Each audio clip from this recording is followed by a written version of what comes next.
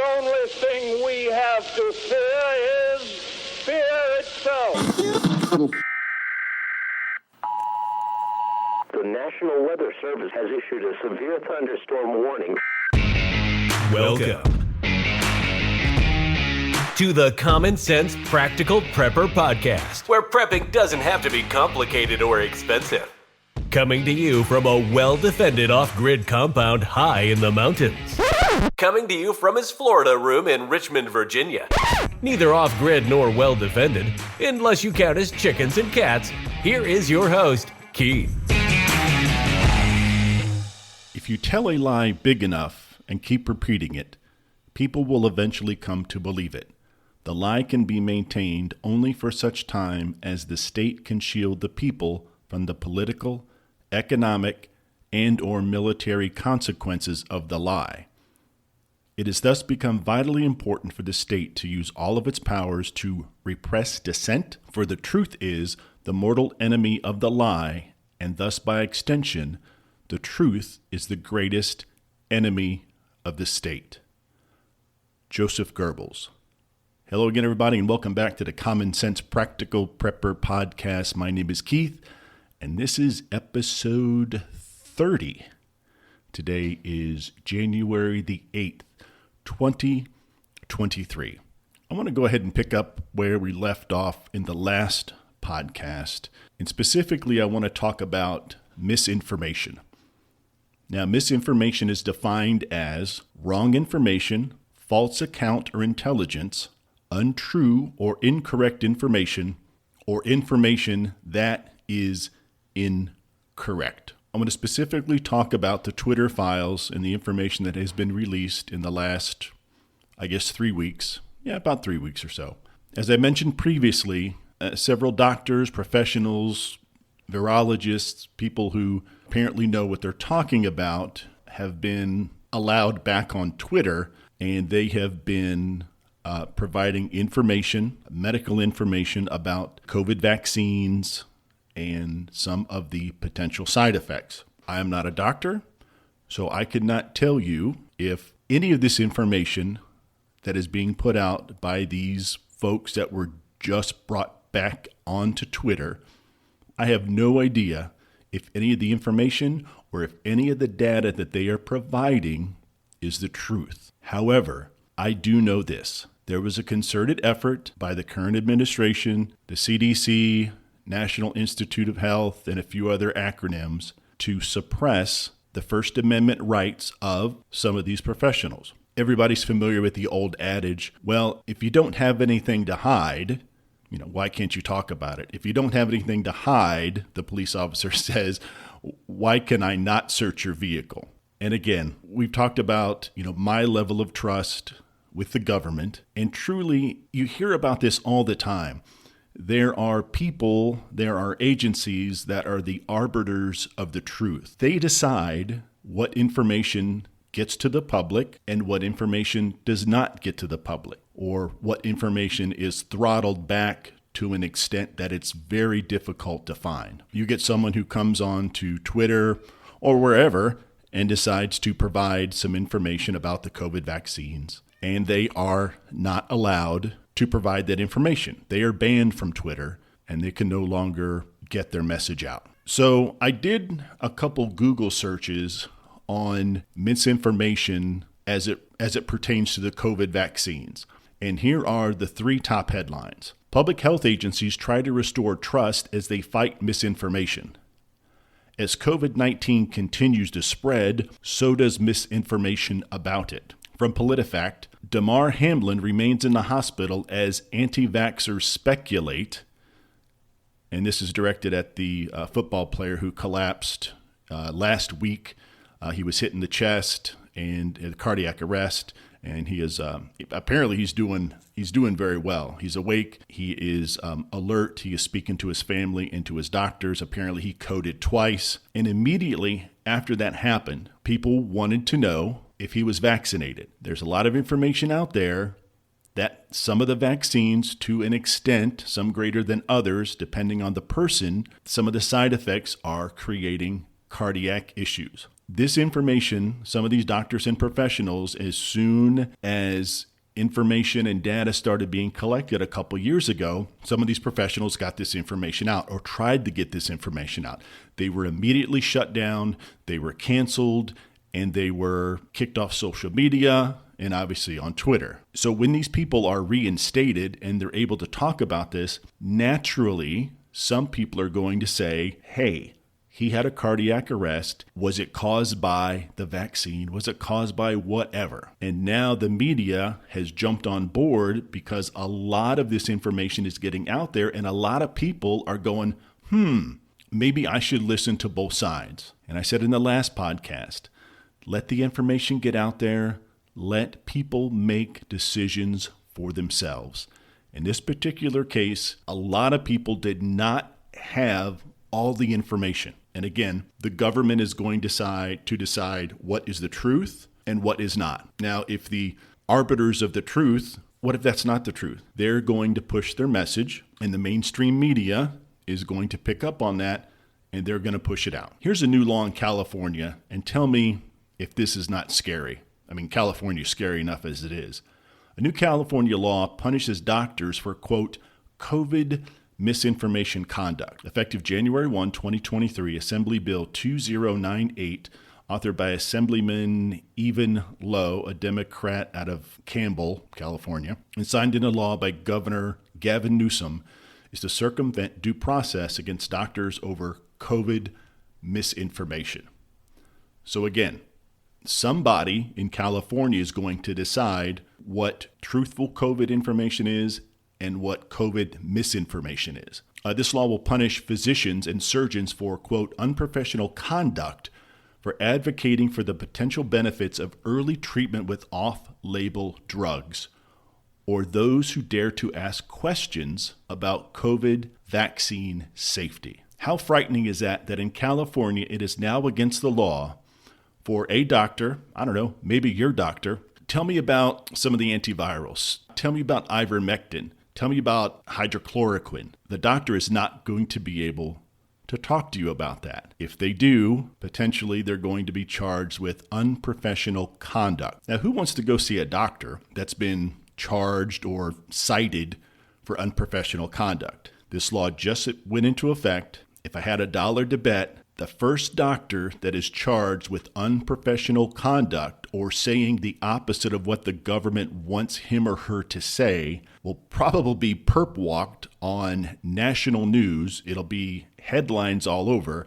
The media will make sure that this doctor's reputation is absolutely mud when it's all said and done. The arrest or the citation of this doctor will receive more press than probably anything else in that current news cycle. Apparently, there's another variant out. So 3 years after the coronavirus emerged, a new variant, XB.1.5, is quickly becoming the dominant strain in parts of the United States because of the potent mix of mutations that makes it easier to spread broadly, including those who have been previously infected or vaccinated. So this particular variant, pegged by the WHO, the World Health Organization, there's one red flag, as the, quote, most transmissible descendant yet of the Omicron variant, rose from barely 2% of U.S. cases at the start of December and now more than 27% the first week of January. Well, that kind of makes sense to me. We had the original COVID, then we had the Omicron variant. So as the variant comes around, more people are going to have that than the original. So this new XBB variant, of course, more people are going to have that than the original COVID, than the Omicron variant. And more than 70% of the cases in the northeast of the United States are believed to be the XBB. While there is no evidence so far that this variant is more virulent than its predecessors, a recent swirl of misinformation linking the rise of new variants to vaccination has cast a spotlight on the latest strain and raised concern among health experts that it could further limit booster uptake. All right, so we have a new variant, happens all the time. And now what they're saying is because of the misinformation about vaccines and the potential side effects that is getting out there, now these health professionals are worried that people getting this information will say, wait a second, I don't know if I want to get that. What booster are we on? The 4th or 5th booster? I'm sure there'll be a booster designed specifically for the XBB, just like for the other variants, the Omicron variant. There'll be a flood of information coming out trying to counter a lot of the quote-unquote misinformation that is being currently spoken about by a lot of these health professionals. Another definition I found quite interesting. It's confirmation bias. Confirmation bias is cognitive bias that favors information that confirms your previously existing beliefs or biases. For example, imagine that a person believes left-handed people are more creative than right-handed people. Whenever this person encounters people that are both left-handed and creative, they place greater importance on this as being evidence that supports what they already believe. This individual might even seek proof that further backs up their belief while discounting examples that don't support the idea. So if somebody believes that left-handed people are more creative than right-handed people, an example of this would be, I don't know, somebody name a famous painter that was left-handed. I have no idea. Let's say Picasso was left-handed. Picasso is left-handed, and his art and his paintings sell for bajillions of dollars, and he was one of the greatest artists ever lived. So that's what they take inside. Well, Picasso's left-handed and creative, and that confirms what they already believe, that left-handed people are more creative. They will not go out and seek additional information to say, well, let's look at this objectively. Now, granted, 80% of the people in the world are right-handed, but let's look at left-handed artists. Let's look at left-handed musicians. Let's look at left-handed whatever, and let's see if there's a correlation between left people using the right side of the brain and right-handed people using the left side of the brain. So again, just another potentially example of misinformation. That's a very simple one. You hear it enough times, left-handed people are more creative. You begin to think about it over and over, and then now you believe that's the truth, and then you go ahead and just say it as a matter of fact, and then your example is, well, Picasso's left-handed, so all left-handed people must be more creative than right-handed people. So in my opinion, misinformation and a misinformation campaign is very, very dangerous. And again, I'm beating a dead horse, but let all the information out there. But the information that you want to push out obviously confirms or supports your agenda. And when people come out with information that contradicts what you're saying, then you've got to combat that. If there's only one side to an argument, if people only hear one data set or one set of information or one set of bullet points, then they're going to believe that. If you watch the same newscast over and over and over, and they talk about whatever, pick something, the economy's doing great, jobs are coming back.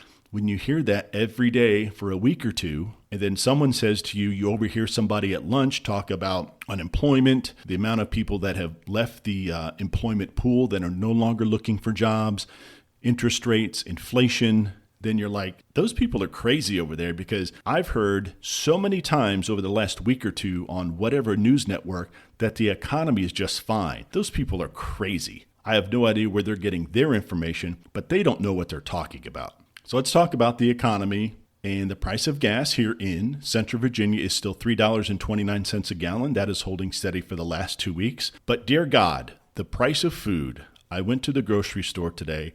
I didn't go to Kroger. I didn't go to Publix that have some of the higher prices. I went to Aldi. Price of butter at Aldi is $4.79 a pound. Depending on where you get your eggs here in Central Virginia, they are between $5 and $8 a dozen. Now, a lot of people attribute that to the bird flu, and depending on what article you read, and again, read multiple articles and make your own decision, that up to 48% of the national chicken population has died of the bird flu. So half the chickens that lay eggs, or half of the chickens that are raised as meat birds that you eat, have died. So half. So we have half as many chickens as we did several months ago. The price of those products, the price of the eggs, the price of the chicken itself is going to increase. You add inflation, and that certainly does not help the situation. Now, we can all agree that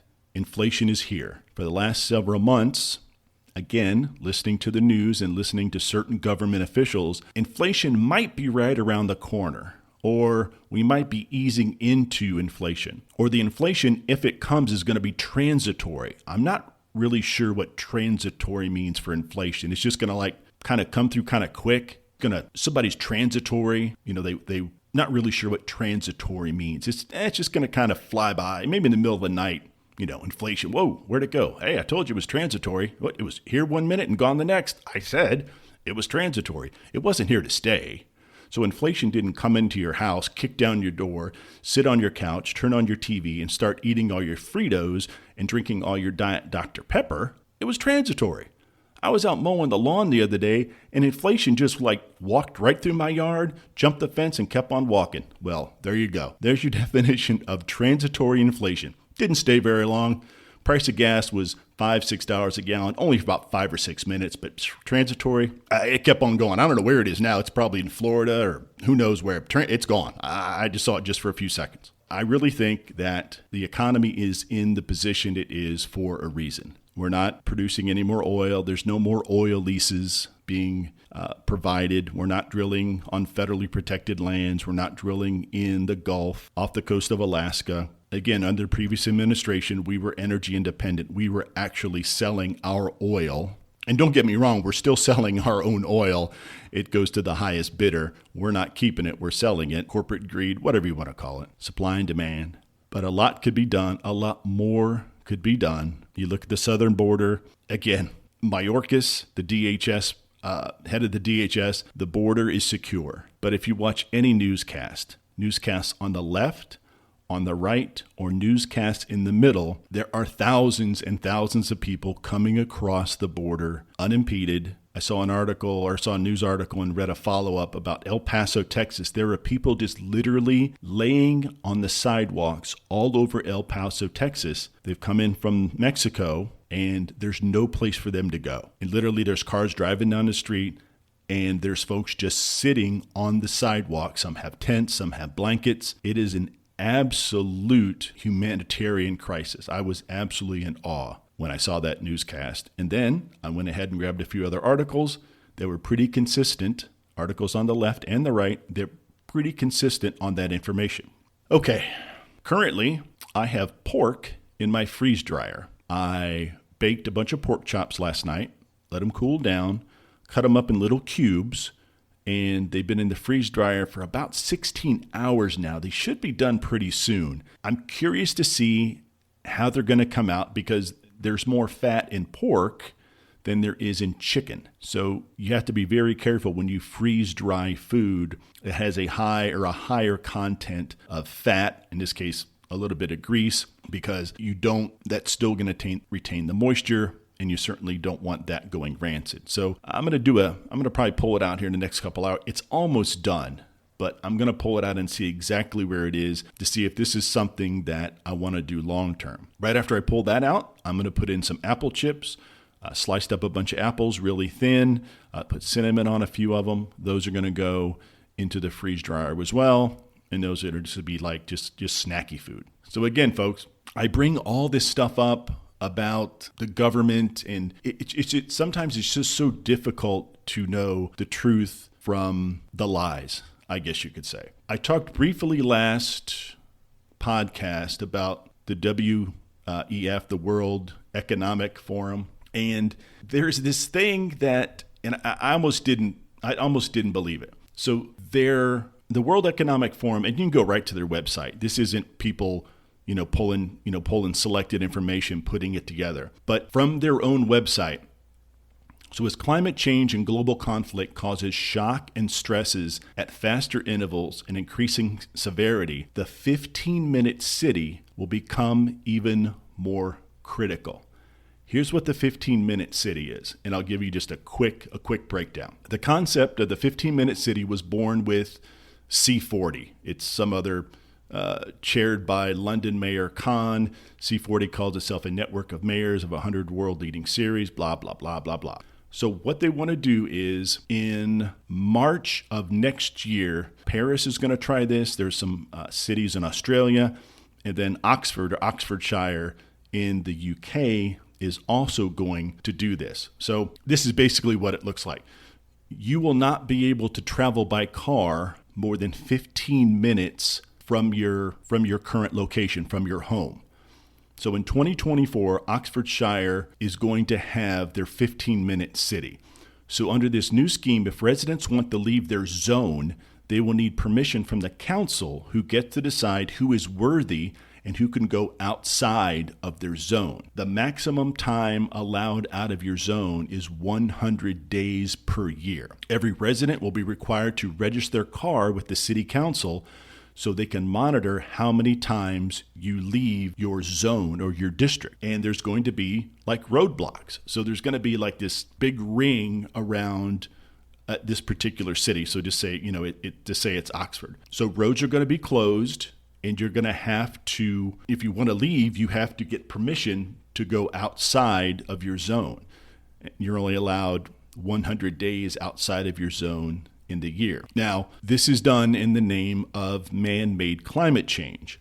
So what they're saying is, if you don't drive your cars, or we restrict how far you can drive your car, then that's going to assist in combating climate change, all right, the exhaust from the cars. If you want to ride your bike, you could probably just bike to hell and back, and they're not going to worry about that. But they're trying to basically lock down an area, and then they're going to see how well this is received. Well, I can tell you right now, it's not going to be received very well. So again, they say it's a trial basis, just like digital currency on a trial basis. If this goes through and the WEF sees this as a successful model, can you imagine this coming to your hometown? Can you imagine Richmond, Virginia, Chicago, Illinois, Columbus, Ohio, a big ring of checkpoints, and to go more than 15 minutes outside of it, you have to have permission. 15 minutes, 15 miles. If you work 25 miles away, you have to have permission. So the amount of time that you leave, so there's 8 hours, you're back,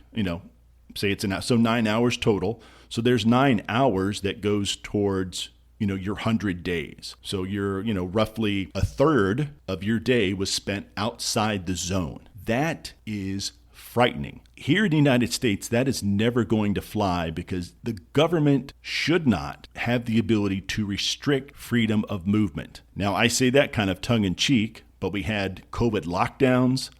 But here in the United States, that is going to be a big pill to swallow if the government, city government, county government, federal government tells folks you can't drive more than 15 minutes away. You have to stay in your zone, all in the name of climate change. China's not going to do anything like that. They're building coal-fired electric plants as quickly as they can. India's not going to prescribe to this, because they're becoming a huge economic powerhouse, and they're polluting the earth just as much, if not more, than the Chinese. So again, it's going to be the governments that force this upon these people that live in these freer countries. It's going to be very difficult for these governments to tell these people, hey, you can't go out of your zone. I have no idea what's going to happen. I don't know if it's a fine. I don't know if people are getting arrested. But that is frightening to me, that the government is going to restrict your movement in the name of climate change. I'm not going to get into the argument about, is climate change real? Is it all man-made? Is the earth just going through its cycles of heating and cooling? That makes really no difference to me. But again, when we talk about misinformation, anybody who says climate change or man-made climate change is not real, you're going to be canceled, and you're going to be accused of providing misinformation. Because apparently, according to who you listen to, the science is settled on climate change. And if you say something other than what the government or these officials are saying, you're spreading misinformation, and that's not good. You're a bad person. Tying this all together again, when it comes to preps, again, I prep mainly for a hedge on inflation. I read articles like this about misinformation, people not allowing to voice their opinion, and potential government overreach. That makes me very, very nervous. Let's say there's a lockdown. I'm not allowed to drive to a grocery store that I want to drive to for whatever reason, because it's outside my zone. We talk about the pending food crisis. I don't know what's going to happen next year. So apparently the food we're eating now is last year's harvest. And apparently there's been droughts and so many issues with this year's harvest that we'll be eating, mid to late 2023. I have no idea what's going to happen. I really, really don't. But if you haven't prepared yourself in any way, please do something. I talked about this in the very beginning of these podcasts. Get an extra case of water. Get a little more food when you go to the grocery store. Get 5 or 6 more cans of corn, green beans. If you have a freezer, if you get chicken breasts or whatever, grab another container, another package of chicken breast, hamburger, pork chops. You need to get that now because the price of these things are only going to increase. If you can afford it, just get a little bit because it might be too late 6 months from now when you really cannot afford the chicken or the pork or the ground beef. So please do something. Doing something is better than doing nothing. And again, just like I closed the last podcast, I am just a ray of sunshine, unicorns and rainbows and stuff like that. I wish I had a lot of good information. Now, I found some folks on YouTube, and I'm going to try some of their freezer meals. And I went and picked up all the ingredients today. So I'm going to do a couple different things this week. And next podcast, if it works out, I'm going to go ahead and let you all know where I got this information. And we can talk specifically about the recipes. Because again, it's all about the freezer meals. You put them like in a Ziploc bag, a half-gallon Ziploc bag. You get all the air out of them and you just drop them in the freezer. And when you need them, they're already there. If you're using chicken, you're using pork, you're using ground beef, you're cooking it, you're purchasing at today's prices. So 6 months from now, when you want beef stew, you can actually take it out and you can eat it knowing that if you were to buy those same ingredients that day, it would cost you $3 more, $4 more, and they're very convenient. You go ahead and block out several hours on a Friday, Saturday, Sunday, and you knock out 15 or 20 of these freezer meals. And when you need them, when you're in a hurry and you don't have time to cook, you've got them. Or if prices get to the point or food gets to the point where it's very scarce, you have something to fall back on. Okay, folks, as usual and as always, please be safe out there. Take care and love one another. And until next time. Thanks for listening to the Common Sense Practical Prepper Podcast. Be sure to subscribe so you don't miss an episode. While you're at it, help spread the word by leaving a rating and review.